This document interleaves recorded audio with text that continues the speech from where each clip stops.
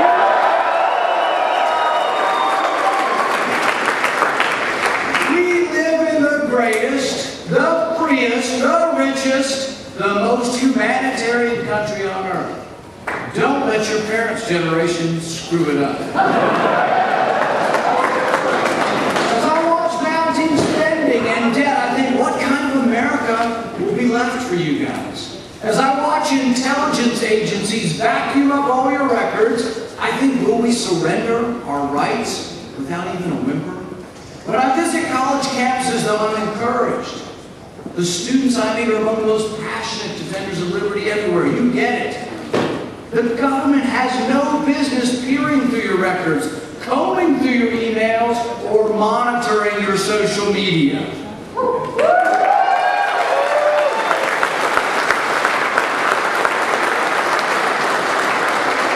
President Obama maintains that the Fourth Amendment doesn't protect any of your records. Well, I've got news for him. We will not let him run roughshod over our liberties.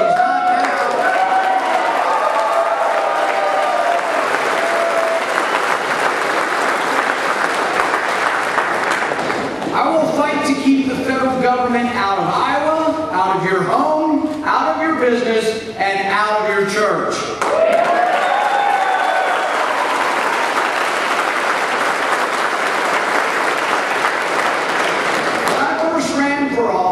Nobody thought I could win, including my wife. Some people ask me then, well, why are you even running? But the answer is the same now as it was then. I have a vision for America. I want to be part of a return to prosperity. I want to see a true economic boom that lifts all Americans.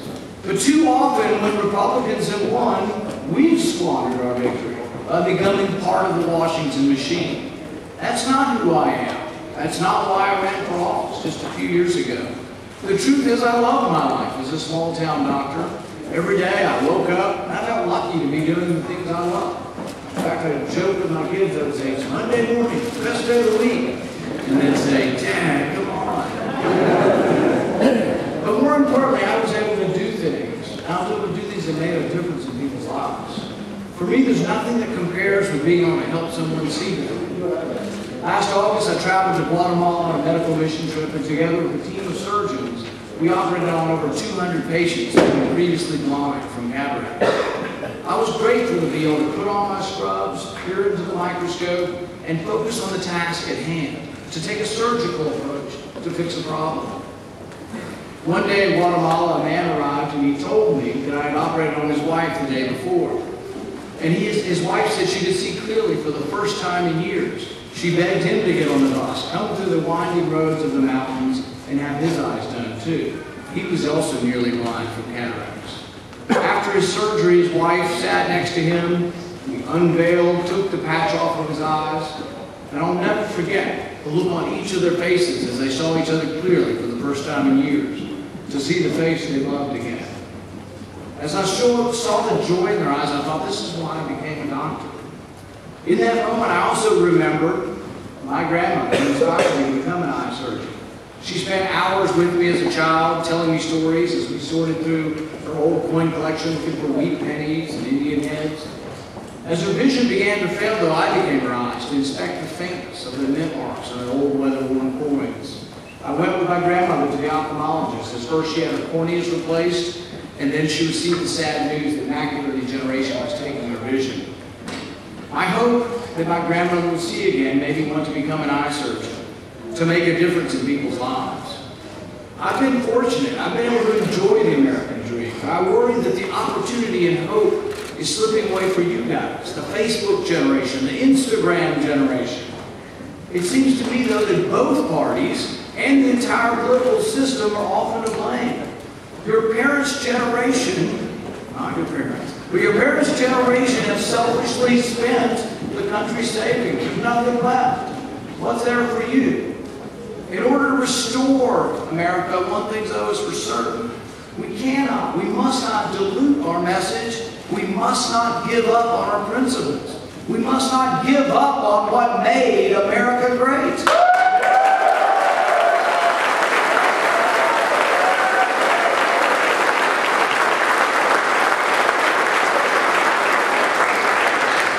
If we elect politicians that will say or do anything to get elected, what's the point?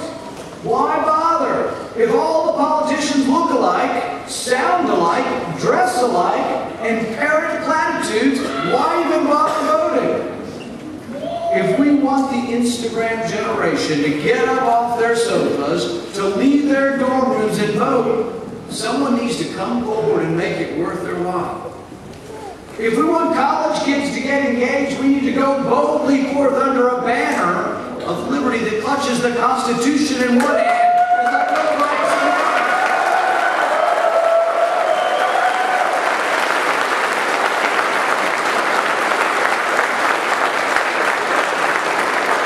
Washington is horribly broken. I fear it can't be fixed from within. We, the people, must rise up and demand action. Congress will never balance the budget unless you force them to do so. Congress has an abysmal record at doing anything, at balancing anything. Our only recourse is to force Congress to balance the budget with a constitutional amendment.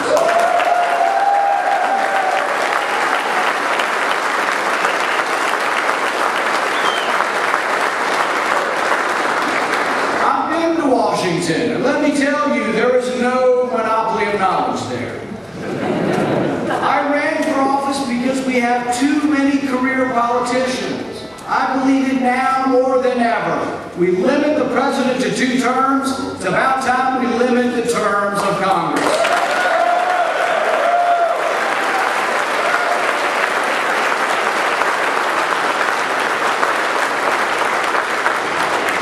Washington is a mess. We can't even pass bills we agree on. I've tried to bring a different approach to Washington. I was trained as a physician to seek answers to problems, not just beat up the opposition. I will work with anyone. I don't care whether you're a Republican, a Democrat, or a Lilliputian. I'll work with anybody who honestly wants to fix things, honestly wants to make America a better place. I've worked with Senator Cory Booker from New Jersey on criminal justice reform.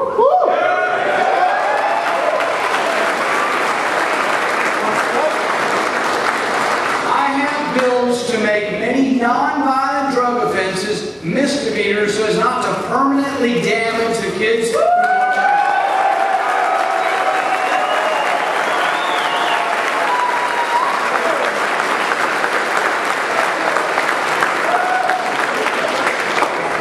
Now, while Harry Reid and I may not agree on a lot of things, I have a bill with Harry Reid that would allow people to get their voting rights back when they reform their ways.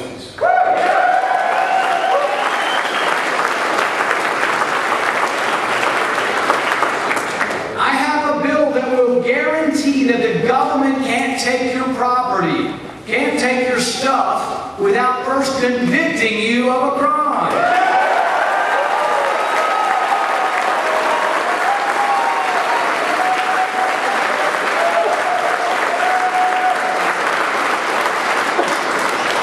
I worked with Senator Kirsten Gillibrand of New York to get justice for soldiers who've been sexually assaulted. We've also worked together to remove federal prohibitions on medical marijuana.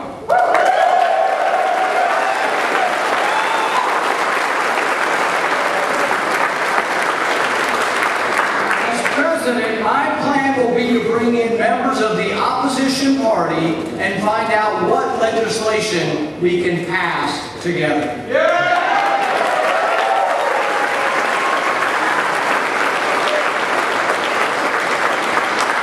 I'm not naive. I know we have differences between the parties, but I also believe that we have common ground.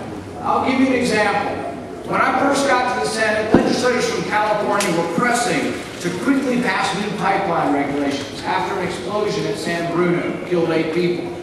I held the bill, and I got terrible grief from the media. Well, let's just be honest. Sometimes the media just don't understand, all right?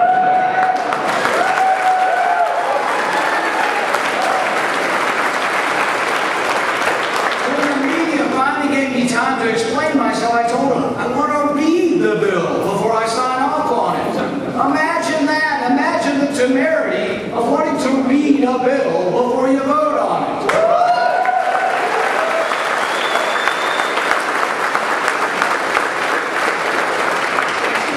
The media continued to hound me, but the funny thing is, when we finished reading the bill, we discovered that the so-called safety bill had a glaring loophole. The so-called pipeline safety bill was written to grandfather in the old pipelines, but those were the ones that were exploding.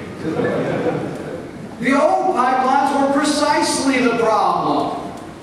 The San Bruno line was over 50 years old. The old pipelines needed the inspections more than the new pipelines. They were going to pass window dressing, say they addressed the problem, and never fix the problem. That's the story of Washington.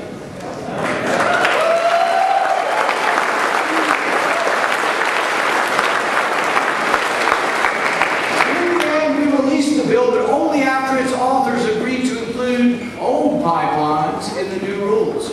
Persistence sometimes actually works.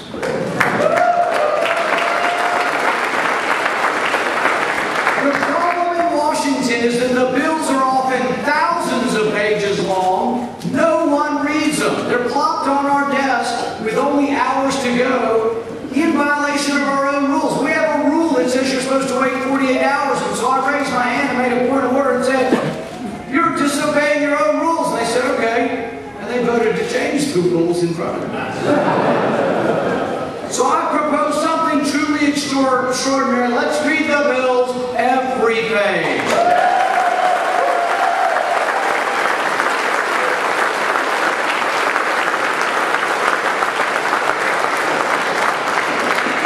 Many of you in college may not care about taxes because you don't pay them, your parents do. But many of you may not also care about excessive regulations because you haven't seen the harm up close and personal yet. But taxes and regulation do affect your ability to get a job. If taxes and regulations are excessive here at home, companies move abroad, and so do the job you're looking to get when you graduate. Some economists estimate that the burden of debt costs us 1 million jobs a year. I know it's hard to fathom. What does it mean to have an $18 trillion debt? It boggles the mind to understand that we borrow $1 million every minute. Most of us can't imagine even what $1 trillion is. If you want to picture what $1 trillion is, imagine a stack of $1,000 bills in your hand, 4 inches high. That's $1 million. But if you wanted to stack $1 trillion in your hand in $1,000 bills, it would be 67 miles high. Clearly, the debt is out of control. When you graduate from college, I want each and every one of you to have a job.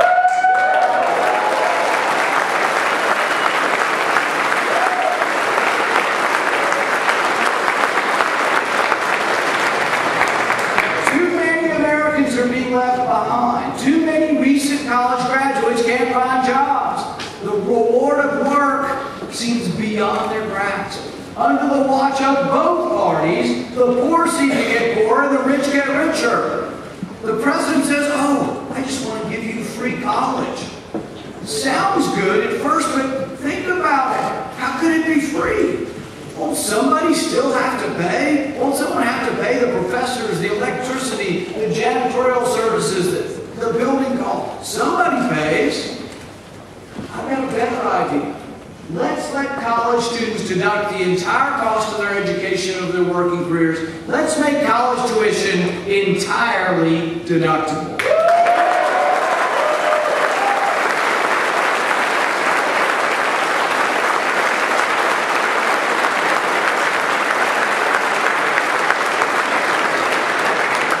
Some say, I don't want to be a Republican. They don't care about the poor. Now, I admit Republicans haven't done a very good job explaining how we're going to help alleviate poverty.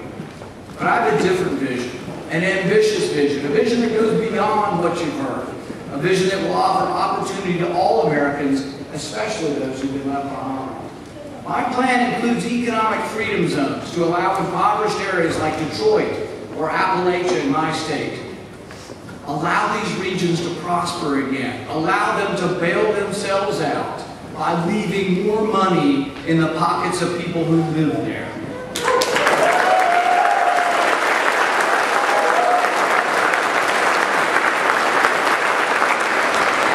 I'm convinced that most Americans want to work. I want to free up the great engine of American prosperity. I want to see millions of Americans back at work.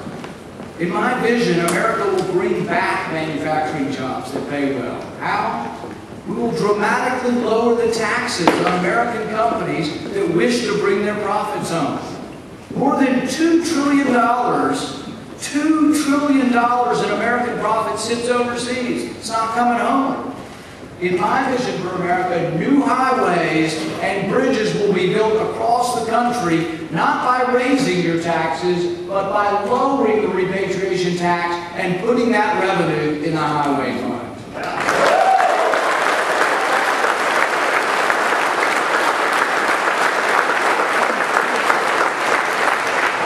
In my home state of Kentucky, agriculture is important, just like it is here in Iowa. In the past, politicians have given us two answers when it comes to helping farmers. One crowd wants more government programs, more regulations, more bureaucrats in Washington working at the Department of Agriculture, the EPA. The other crowd says there's nothing to do because we don't believe in government. I think there's a third way. The third approach says that we've got the best farmers in the world, supported by the best agribusinesses in the world. Let's tear down the government regulations and the foreign trade restrictions that are preventing them from succeeding. Let's keep American agriculture the best in the world.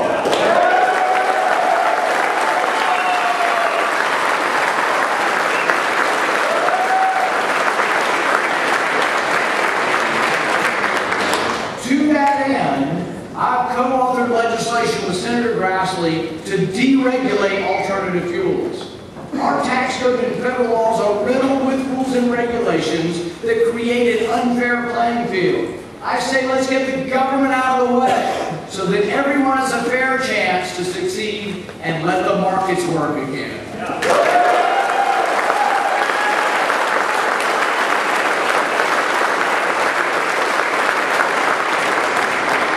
Some say that Democrats care more about the poor. But if that's true, why is black unemployment still twice white unemployment? Why has minority household income declined $3,500 over the past 6 years? The truth is, liberal policies have failed our inner cities. Our schools are not equal, and the poverty gap continues to widen.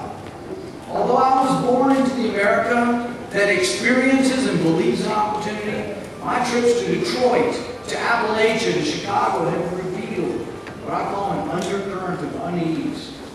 Everyone, no matter their race, sex, or political beliefs, must be free from fear in their own neighborhoods. The war on drugs has created a tension in some communities that too often has ended in tragedy. The war on drugs has created a culture of violence and put police in a nearly impossible situation. 3 out of 4 people in jail for drugs are people of color. Even though when you look at surveys, whites and blacks use drugs at about the same rate, 3 out of 4 people in prison are black. Something's wrong with that. And it ought to end. I'm going to be part of that.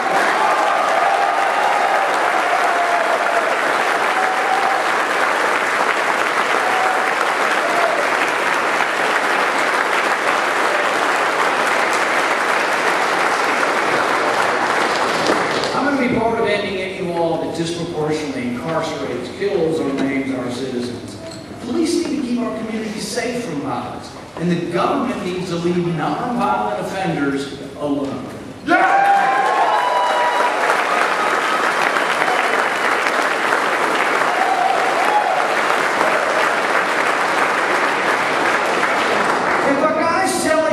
Cigarettes, and he's not paying the king's ransom in taxes, couldn't we give him a ticket, tell him to move on instead of throwing him in the pavement?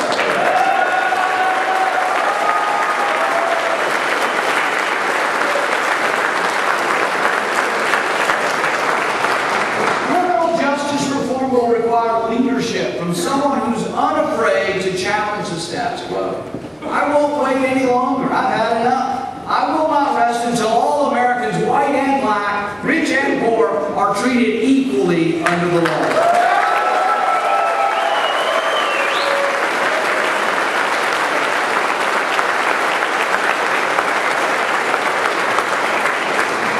In my vision for America, freedom and prosperity at home can only be achieved if we defend against enemies who are dead set on attacking America. We need a national defense robust enough to defend against all attack, modern enough to deter all enemies, and nimble enough to defend our vital interests. But we also need a foreign policy that protects American interests and encourages stability, not chaos.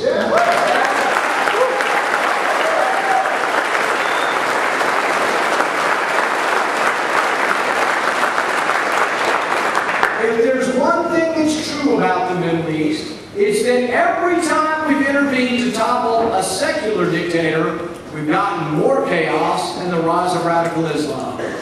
We toppled Hussein. We have more sectarian warfare and more chaos. We toppled Gaddafi. Libya's now a failed state with jihadists run them up. They swim in our embassy swimming pool. We need to think before we act. Every war is not a good war to be involved in.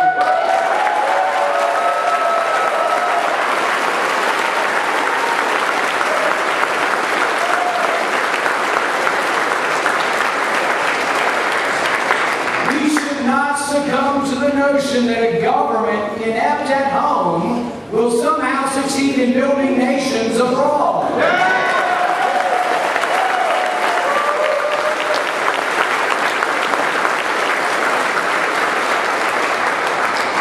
To those who argue that we must project strength by being involved in every war around the world, we should answer that we don't project strength by borrowing money from China to send it to Pakistan. I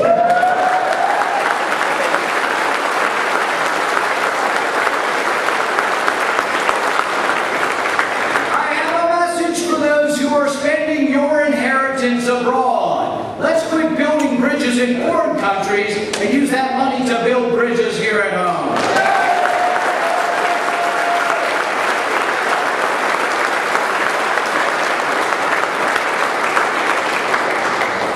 It angers me to see mobs burning our flag and chanting "Death to America" in countries that receive millions, if not billions of dollars of American aid. I say it must end. I say not one penny more to these haters of America.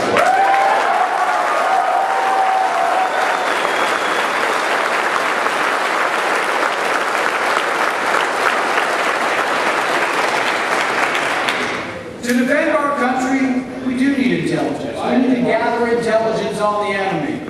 But when the intelligence director is not punished for lying under oath, how are we to trust our own government agencies? Warrantless searches of Americans' phone records and computer records are un-American, a threat to our civil liberties. I say that your phone records are yours. I say the phone records of law-abiding citizens are none of their damn business.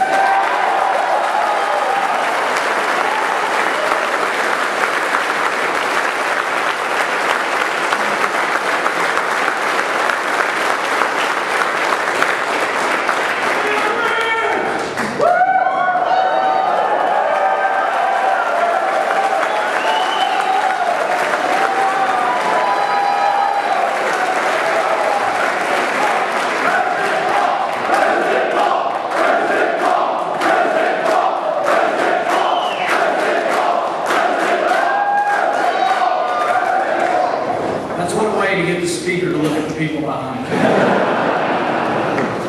The president created this vast dragnet of gathering all your data, gathering all your personal information by executive order.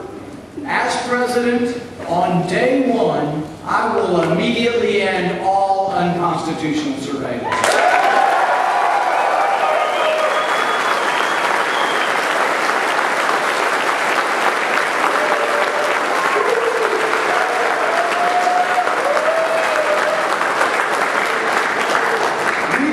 Defend ourselves, but we must not give up. We must never give up on who we are as a people in the process. We must never diminish the Bill of Rights as we fight this long war against evil. We must believe in our founding documents. We must protect economic and personal liberty again. America has much greatness left here.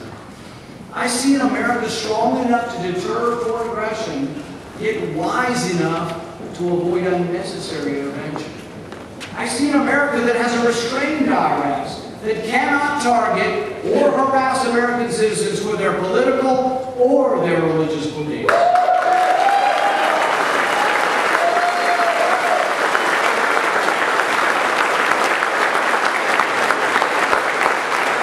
You guys are the next generation, the future that will give us the next innovators, the next Bill Gates, the next Steve Jobs. Steve Jobs understood that genius needs freedom. He wrote, "Here's to the crazy ones, the misfits, the rebels, the troublemakers, the round pegs in square holes." Are you out there?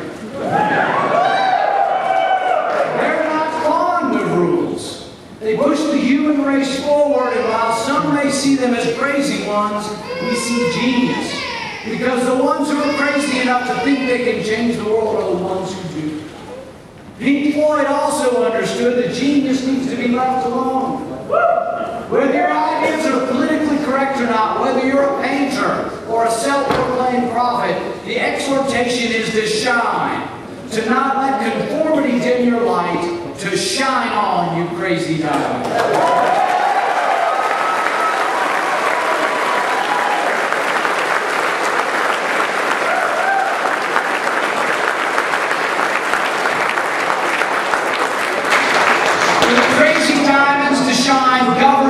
Get out of the way. The leave me alone generation is a generation that believes they can conquer the world, solve any problem if left free to follow their dreams. It isn't about how government will lead us to prosperity. The debate is about getting government out of the way of human ingenuity.